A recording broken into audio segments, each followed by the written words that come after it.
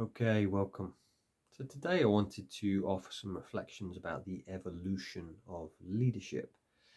Today I'm going to be talking a little bit about command and control, a lot of what we learnt in boarding schools, and then moving more into emotional intelligence and spiritual intelligence and this idea of compassion. And I'm just going to draw upon a few different books today, Admiral Manazir and a few other books, because again, coming back to what they talk about love, about care, about trust, and just seeing that leadership's changing. So enjoy. Yeah, so today's video kind of flows from this idea of leadership. As many of you know, I'm always studying. I've spent many years in preparation for the documentary Boarding on Insanity, reading a lot of the biographies of people who went to boarding school, leaders essentially. And there, a lot of them have common traits, and these traits are command and control. You do as I say, this authoritarian kind of style of leadership. And for me, that's what we've had in Britain the last few hundred years, very much authoritarian. We've had that command and control style. The empire was built on that. Leaders had a certain position, and I can't remember which book, or I think it's one of the books here, Butler to the World, Oliver Bullock, and he just talks about how in the Bank of England, for example, in the 40s and 50s, maybe even 60s, 70s, that if you went to public school, to boarding school, you'd be called by your first name in the Bank of England. If you went to a comprehensive, you would be called by your surname. And so this dictatorial command and control, you're at the top, you do as I say. That's how we've been in leadership for for hundreds of years, really. And well, one of the key aspects of a command and control leader is when a mistake happens, when something messes up. For example, again, Simon Sinek in this book, Leaders Eat Last, he talks about it, the financial collapse in 2008. The command and control leader will say, it's your fault. So the banks said, it was the mortgage companies. They were the mistake. The mortgage company says, no, it was the banks. Rather than the emotionally intelligent, spiritually intelligent leader says, yeah, okay, the fault lies with me. I'll take responsibility, change, to take that responsibility. So what we're seeing more and more is that leadership is changing. In Britain, I see that things are catching up. I've got Richard Branson's book behind me, Business Stripped Bare. I think it's, this one here. And he talks a lot about these emotionally intelligent leader, that they won't criticize people at his company. They'll rarely fire people at Virgin. If someone's not performing, he says, we don't criticize them because they're already giving themselves a hard enough time as it is. And if they're not working in a position very well, they just move them to a part of the company where they think they will thrive. Whereas the command and control can be quite ruthless. And again, Simon Sinek talks about Bear Stearns, of just, the environment. And I was listening to one of my clients, and they were talking about one of the big companies in London, which I used to work next to. And basically it was saying, if you weren't going up, then they would just fire you. If you weren't going up in status through the company, so if you weren't getting promoted, they would just get rid of you. So it was kind of very kind of command and control. It was very authoritarian and not very nurturing. And eventually the company collapsed. And same with Bear Stearns. Bear Stearns was very kind of, brutal, very competitive. There was very little safety. And so I just wanted to come back to this. So this is a new book by Manazir, who was a retired US Navy Admiral. And he's just talking about, again, this is for me part of the evolution of leadership. He's saying here, winning is a team thing. Powerful team dynamic is created when each member of your team feels safe and experiences authentic love and trust. These emotional dynamics are in play in all of us. When this level of trust and emotional safety is fostered by the leader, something powerful happens. You do that by caring deeply about each member of your team, love them, trust them, and respect them, and they will love you back.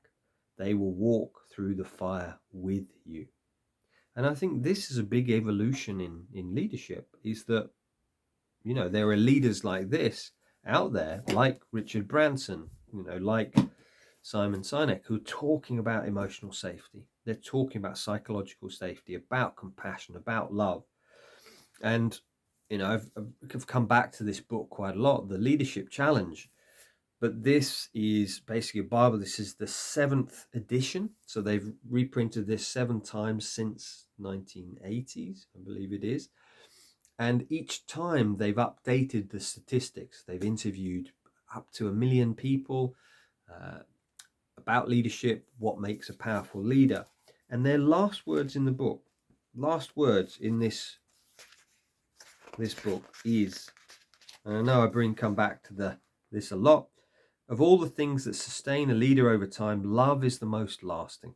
It's hard to imagine leaders getting up day after day, putting in long hours and hard work it takes to get extraordinary things done without having their hearts in it. The best kept secret of successful leaders is love.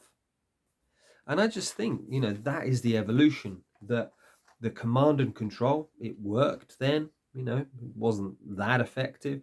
But now we're moving from that command and control leader into the emotionally intelligent, into the spiritually intelligent leader, the compassion. This idea of, I may have made some notes here, emotional intelligence outperforms rigid authority.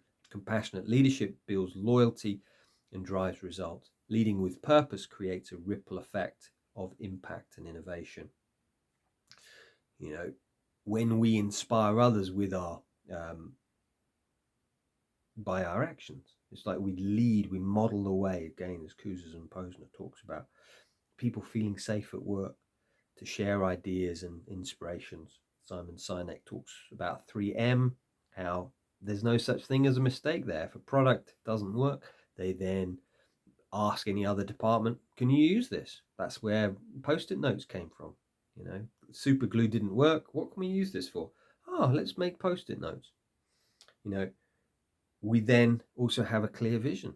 Really important. Nearly all of the books, the leadership books I've got, all talk about this clear vision.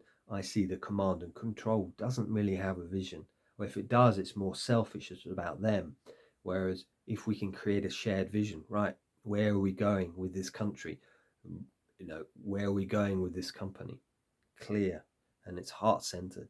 And then also the final point about this evolution of leadership is about legacy. We're not trying to create followers.